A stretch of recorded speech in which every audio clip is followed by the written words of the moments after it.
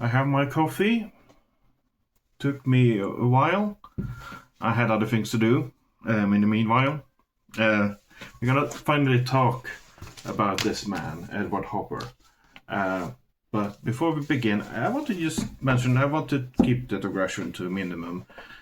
Originally, the last week's video was meant to be, preamble before I got to Edward Hopper, but then I finally realized that I've been talking for 15 minutes, and then now I'm spent.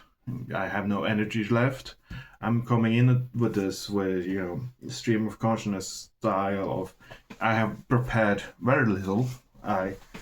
This is not a video essay. This is just me enthusiastically talking about my hyperfixations. So I realized after 50 minutes of talking about American art in general, I was a bit too tired to then launch into Edward Hopper. So I'm going to limit those kind of digressions. I'm going to focus more on the actual artist, and then if I want to talk about something else, I'll do a video about that. Anyway, but I am going to go into one digression. Sorry about that. I've got something in my throat. I've been recently rewatching David Lynch's filmography, and I started off with Blue Velvet.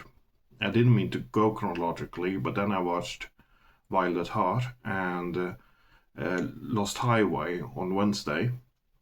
And I think I'm going to go with Mulholland Drive next, and then Inland Empire, and then probably finish with Eraserhead. Twin Peaks is a whole different beast, I think, because if I start watching Twin Peaks now, it's going to take so much time and it's going to distract from the other films, because there's 2 seasons, a movie, and The Return, which also the Return is quite a big thing. So I'll watch Twin Peaks separately at some point. And then I think Elephant Man I will skip. It's a good movie, but I don't think you gain much from rewatching Elephant Man. I've already seen it more than once. I'm not gonna be watching Dune. And maybe I should watch Straight Story, though.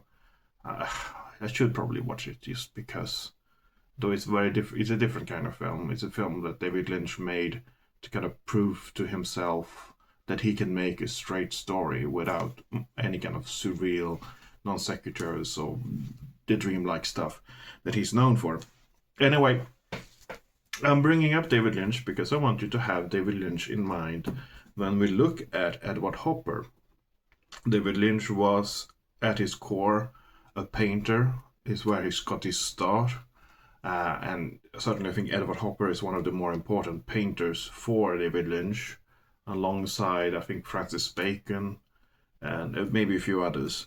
There's another artist I could bring up that I will talk about at some point in the future. Is a Danish artist called Hammershøi. And I think that Hammershøi is a better artist than Edward Hopper. I'll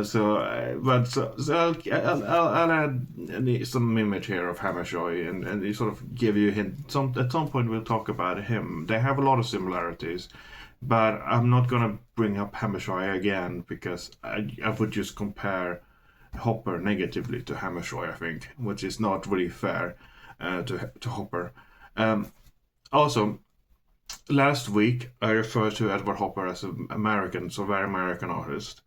And I thought about it a bit more. I think superficially, yes. I mean, if you look at this cover here, it's a gas station. Like, what's more American than that? Cheeseburgers, blue jeans, Arnold Schwarzenegger. But I do think that with Edward Hopper, as you will see, there is kind of this latent level of not anti-Americanism, but a sort of anxiety over being American. And a sort of melancholy that is quite rare with Americans, I have to say. Typically, you don't get this kind of insight or this kind of nervousness from Americans. But we're gonna start off with... We're gonna kind of go chronologically through this book. I'll go from page 1 to page however many pages there are. I'm not gonna hop around a lot. There is one really famous Edward Hopper that you will see eventually. We'll get to, and you will probably maybe like. We can start off with this one. This is called House by a Railroad. It's from 1925. It's oil on canvas. So this is quite an early one. It's in the 20s here. It's an oil painting. It's a building. It's quite. It's not. It has immediately, you can tell, a bit of a dollhouse sort of effect. It's not a natural. It is a naturalistic painting, but it feels a little bit maybe exaggerated. I think the windows look maybe a little bit too big. There's something about it that does indicate what we're going to see later, which is with Edward Hopper, you get a lot of what the kids today think of as liminal space. Space. If you're looking forward to that back rooms, not black rooms, back rooms film, you're gonna enjoy Edward Hopper a lot, kids. With your liminal spaces and whatnot. But there is this level of gentle surrealness, dreamlikeness, which I think is also what you then makes you associated with David Lynch, perhaps. Let's continue. See the next. Well, we already get to it. The really famous one. This is from 1942. It's Nighthawks. It's really famous. It's one of the more famous American paintings of all time. I think it's one of those paintings where I don't think a lot of people, like, they may know it's Nighthawks, but I don't necessarily think a lot of people sort of know the artist's name or like that. It's something that has gone into sort of cultural subconscious, where I think that even a lot of people who may not even have thought they know this image will see this image and go, "Oh, that's one." I've seen pop culture references to it and whatnot. But I'm not sure if I like it, but there is a kind of, again, with the liminal spaces, it's very empty, as you can see. I mean, you have four people in the scene, one person behind the bar here serving coffee and whatnot, the diner, and then you have the people that took the couple sitting down and the one lone man, and everyone is kind of in their own worlds, which is a recurring element that you will see in a lot of Edward Hopper. People being near each other, but not really paying attention to each other, not really acknowledging each other, and the emptiness. There is no one on the streets. All the windows are very dark. New York. This is all filmed. I was about to say painted. In New York. These are New York scenes, and New York is known for being a city that never sleeps. But in Edward Hopper, the city absolutely sleeps. It almost looks like it becomes absolutely void of creatures, beings, life at night. I think that with Nighthawks, it's a nice composition and all. Well, actually, I say that nice. There's something about the composition that slightly irks me. I think there's something. I find a lack of balance and not in a good way. I'm not sure, and I don't really like how the bar is set up. Maybe it's based on a real bar, but it looks kind of. There's so much space for this one guy working there to operate in. Well, what do they have even behind that counter? Like the counter is so big, and it's so kind of perfectly laid out in this little building. So there's something, but maybe that creates part of that slightly dreamlike, surreal feeling, as I mentioned previously. And let's go with another picture. I'm gonna skip through a few pictures here. I can bring up this one. This is called Swar Blue for 1914. So this is more of an earlier one. It shows a clown at the sort of outdoor serving area, and I hate this one because it's so pretentious in a way. I don't like how what it's depicting. It's so extremely French in a way that feels self-conscious. This is not a man doing his own thing. This is not an American doing something American. This is an American doing a pastiche of something a French artist might do. And it just feels. I don't like it. But it's rather well painted and all, but we're gonna move on to where he gets to kind of. It's I think in the 40s that he really hits his own. He does stuff that he supposed to be doing. This is Office at Night from 1940. Like, and this is not a whole picture. It's a little bit difficult to show you this book actually because it's a little bit awkwardly shaped, and I don't like necessarily this book. I'm going to criticize the book now. I don't like how you show details with sort of pictures, and I always hate it when you have in this kind of middle bit what is called the binding, when you have a picture that stretches the 2 pages like this, and you get this warped here in the middle because you can't necessarily see the full picture because the pages go farther into the spine. Yeah. It's not my favorite kind of art book, this actually, but anyway, with this picture, it's interesting to see. Again, you get these kind of 2 people. There's something evocative about, especially if you look at this kind of blonde man here holding a paper in his desk. And there's clearly something that goes on, something written on this paper that this woman here is interested in. She turns her gaze towards it, not him.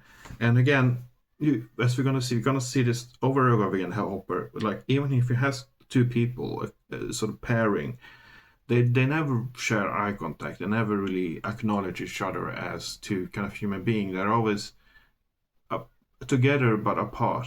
This distance sort of effect. Oftentimes, if he will do a painting that just shows a woman, which would be his wife, I believe. I think his wife insisted that he only paints her. She often looks out a window or looks away from him with the painting, and that's a very Hammershøi thing. I said I wouldn't bring up Hammershøi, but that's very Hammershøi. And let me see. I can show you. Well, I can show you this one. This is very small, but I have a better picture that I will add in later. It's Night Windows, 1928. So it's earlier. It's not in the 40s. Night Windows. It's a very candid picture, obviously painting a woman's rump when she's wearing sort of a slip, it looks like, in her apartment. Possibly you would say that this is kind of icky, but I think that also adds something that you may think of with David Lynch. I mentioned Blue Velvet. There is the voyeuristic element to it. And this idea of behind New York, the way New York comes across, I feel, in all of these works with Hopper, is that it feels a little bit like a prison. All these buildings feel like they're holding people in, almost like bars in a prison. You get the light here and you get the implication that there's a woman here, but this oppressiveness of this very dark facade of the building kind of closes it off, creates this barrier. And I think actually he does start getting into his own in the 20s and the 30s. I think 40s is when he reaches the peak. But this is another case. This is a small one. This is Room in New York from 1932. All of these are oil on canvas, so I'm not gonna keep mentioning the medium, but it's a small one here. You can see, well, it's a small one in the book. It's 74 times 91 centimeters, so it's a fair size painting. But as you can see still here, like this is a typical example of the man looking at the paper, the woman looking bored by the piano. They're not paying attention to each other. They're clearly meant to be a married couple or something. But there is this barrier again, like here you get emotional barrier. Earlier you got the building, the walls of the building as a facade being the barrier. And that's something, and they're so always sort of locked in some contemplation, some thought, which, no offense to Americans, but I don't associate contemplation with Americans. So that's why, in some ways, it feels kind of not American. It feels like a psychodrama going on. I'm gonna hop over some less interesting paintings here. This is an interesting. This is First Row Orchestra. It's from 1951. So I think this is like actually behind his peak. But you see the couple at the orchestra, maybe opera. I don't know what it is. No, at least the orchestra. It's again you get the couple, but here's something slightly different because the man is clearly at this point trying to connect with the woman, but the woman is just stubbornly looking down at the floor.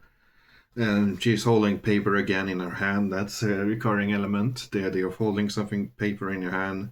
You can imagine all sorts of stories. What you read, obviously, is just some sort of what's called the pamphlet or something that you get before a performance.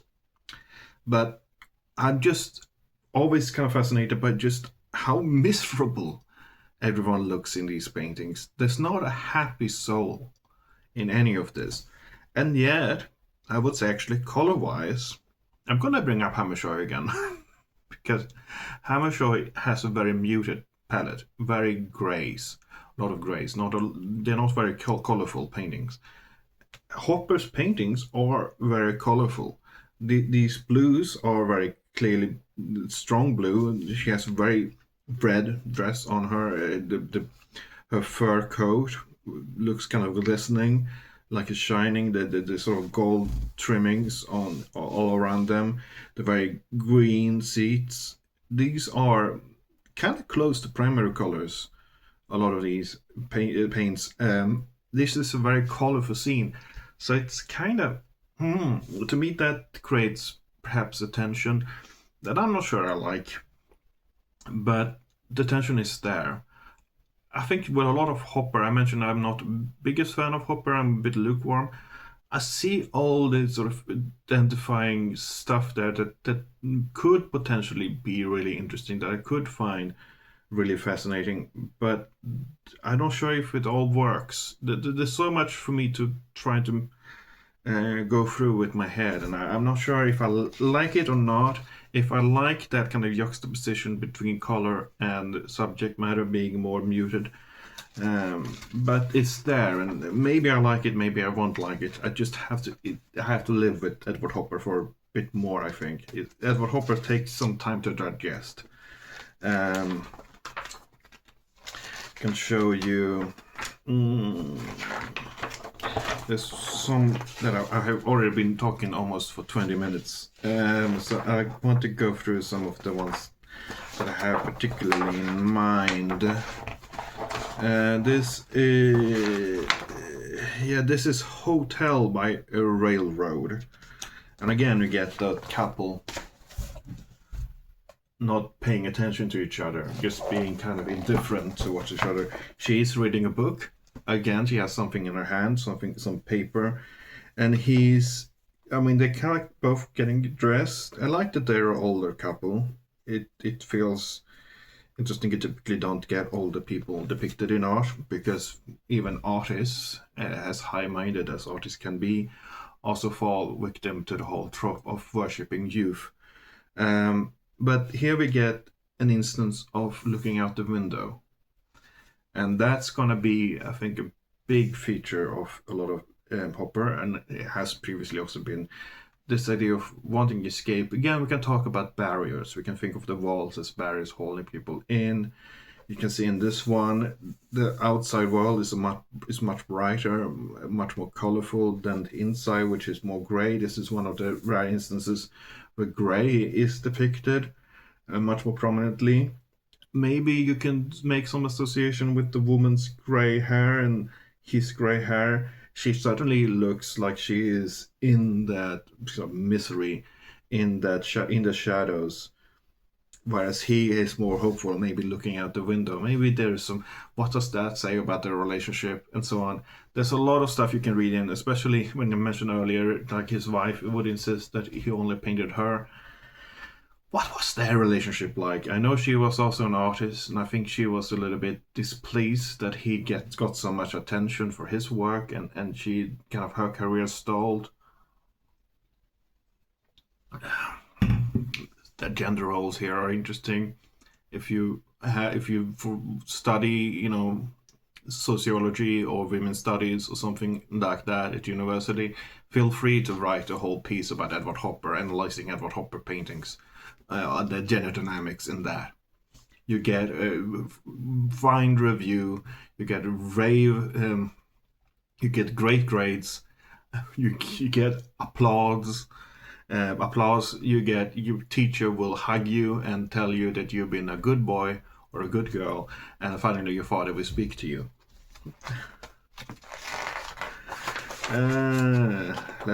This one is interesting. This is, well, actually two interesting here I can mention. This is Western Motel from 1957. I will just bring it up briefly because it's one of the instances where you actually get the woman acknowledging the painter.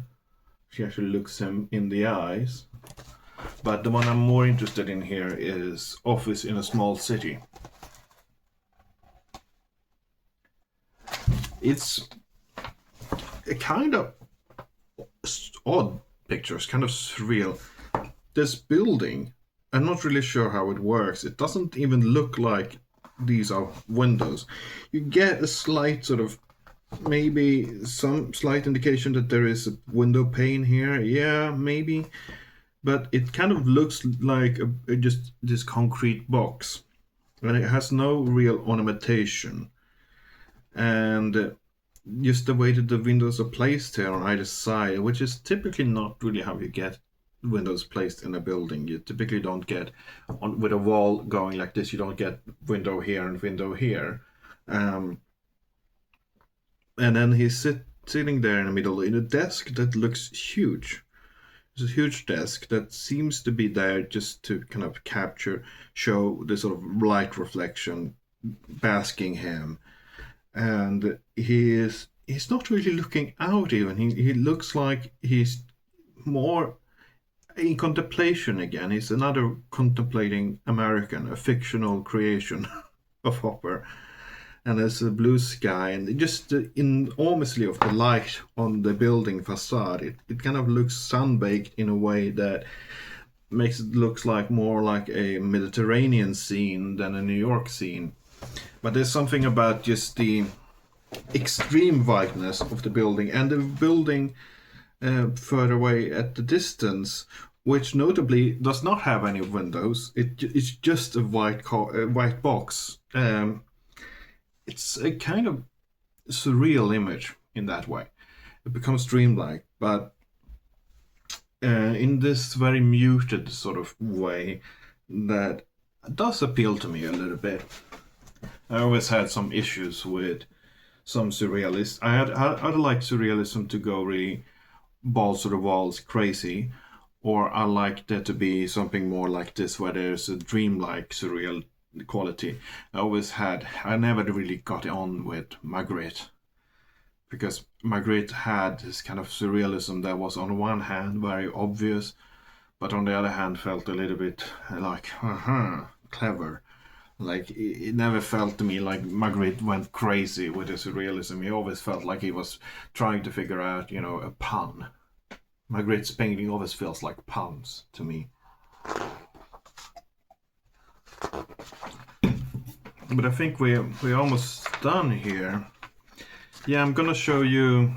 I think I'll show you 2 or 3 more paintings. Yeah, I'll show you 3 more paintings. I'll start off with this one. This is Room by the Sea from 1951. I'm talking about surrealism. This is a very odd picture. You get the room and the water here, and the water is coming in just outside the door, and you get more of that light beaming in. This one, it's hard not to see this one as escapism, as, you know, fantasizing about leaving the suburban house, going out to sea, going out to adventure. It's maybe a little bit too on the nose for that. This one feels more in the Magritte territory, where I kind of slightly groan. It lacks subtlety, but it's an example of, yeah, I think that with a lot of Edward Hopper, you can ask yourself, you know, with some of Edward Hopper, is the sort of dreamlike, slight surreal element, is it intentional or not? And I think that this is very much, obviously, intentional. This is playing around with images in a way that is more akin to surrealists that at the time in Europe. Let me see here. I can show you this one again. Well, I can show you both of these actually, because this is by the late 40s. Actually, this one is from 1960, so this is more of the 50s work. But you get high noon and people in the sun. And all of these clearly show light being a new big obsession with Hopper. The light basking down on people, and it's kind of, I think that he is viewing the light in a good light. He's viewing the light in a good light, but he has a good view of what this light means. I kind of find this light to be a bit oppressive, because it's a little bit too stark, and it feels hot in a way that I don't like. It does make me think of like a North African town in the middle of day, when people don't step outside, they stay indoors only to go out later at night because it's too hot during the day. So, and I don't know, but I think maybe the light certainly seems to symbolize something. It could, you know, you could even go as far as to say maybe it symbolizes something divine, divinity.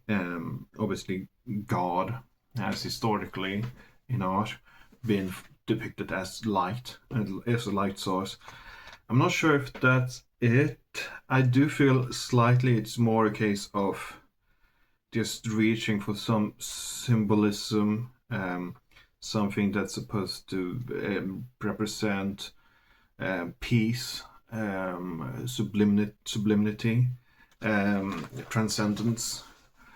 But I'm not sure. I do think that, to me, maybe because the light is so obvious, it's so stark, it loses something to me. It just feels a little bit. I feel like I find myself in that situation, and I think I would just be, you know, standing like this and then sweating, and, you know, not having any sunglasses on me and just being miserable at how bright it is. I do prefer the more subtle light. I will mention Hammershøi. Hammershøi is better. Hammershøi is better at that. He depicts light in a different way, in a more subtle way. But I will finish with this one. This is Morning Sun. It's from 1952. And I do think this might be my favorite. I think it's the best. It shows a woman in bed, looking out the window. I think the light here is less stark. I do like the light has almost a slight coldness to it. It's slightly green, which I think works. And I do like how her body is positioned. I do like her face. I do like her eyes being completely black, because the light is so strong and shining straight at her. I like her pose, and I like There's a wistfulness to it. It doesn't look entirely miserable. And you get all those elements as well. Like the walls are kind of very much feels like this box that she's been put in. Even the bed kind of feels a little bit too square, a little bit too geometrical. Even though you can get a sense that that she is sitting on a sheet, and it's fairly simple. Like there's not a lot of ornamental aspects to it. The fields of color here are very kind of more stark. There's not a lot of there's almost she almost looks like she's made of clay in a way with the folds and so on. It goes and it has a sort of harshness to which I appreciate. Combining it with the female figure, it creates a sense of intrigue that I appreciate. And I think that, we're gonna end there. It's gonna be 30 minutes long. If I had done this same time as I did the introduction from last week, this would have gone on for 45 minutes.